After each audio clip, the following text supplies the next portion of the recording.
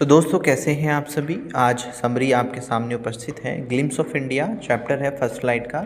उसका जो पहला वाला पार्ट है ए बेकर फ्रॉम गोवा, उसकी समरी हम डिस्कस करेंगे। इस समरी को कहानी नुमा पेश करने की कोशिश करेंगे, जिससे आपको बहुत अच्छे से अंडरस्टैंडिंग हो जाए और आप अपने एग्ज़ाम में अपने स्तर से अपनी लैंग्वेज में सारे क्वेश्चन बना करके लिख पाएँ।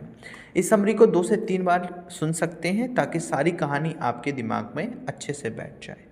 शुरू करते हैं। यह कहानी भारत के राज्य गोवा की संस्कृति, परंपरा और वहाँ के बेकर्स रोटी बनाने वालों के मध्य महत्व को दर्शाती है।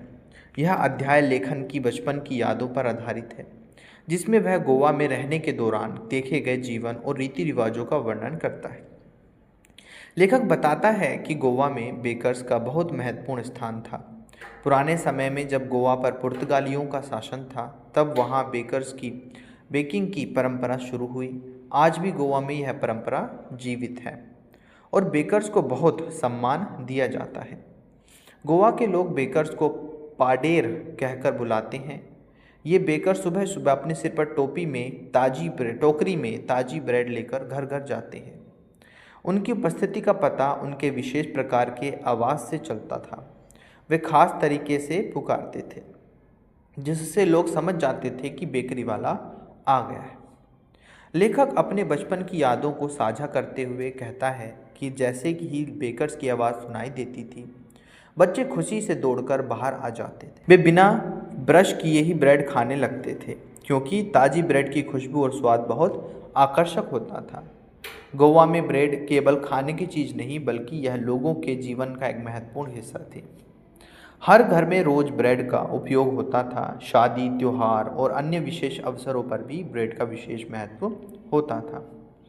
कहानी में बताया गया है कि गोवा के लोग अलग अलग प्रकार की ब्रेड बनाते थे, जैसे बोल, पाव और अन्य प्रकार की रोटियां बनाते थे। इन ब्रेड का उपयोग विभिन्न अवसरों पर किया जाता था। उदाहरण के लिए शादियों में खास प्रकार की ब्रेड बनाई जाती थी।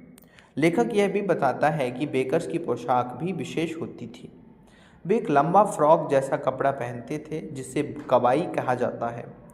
यह पोशाक उनकी पहचान बन गई थी। बेकर्स आर्थिक रूप से भी अच्छे होते थे। उनके पास अच्छी आमदनी होती थी, जिसका प्रमाण यह था कि वे अच्छे घरों में रहते थे और उनके परिवार सुखी जीवन जीते थे। बच्चों के शरीर से भी यह अंदाज़ा लगाया जा सकता था कि वे अच्छी तरह खा पी रहे हैं।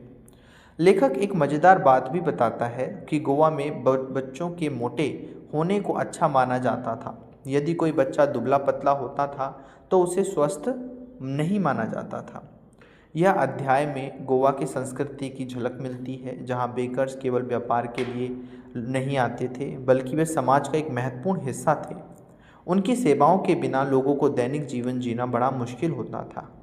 कहानी यह भी दर्शाती है कि गोवा की परंपराएं समय के साथ भी जीवित रही।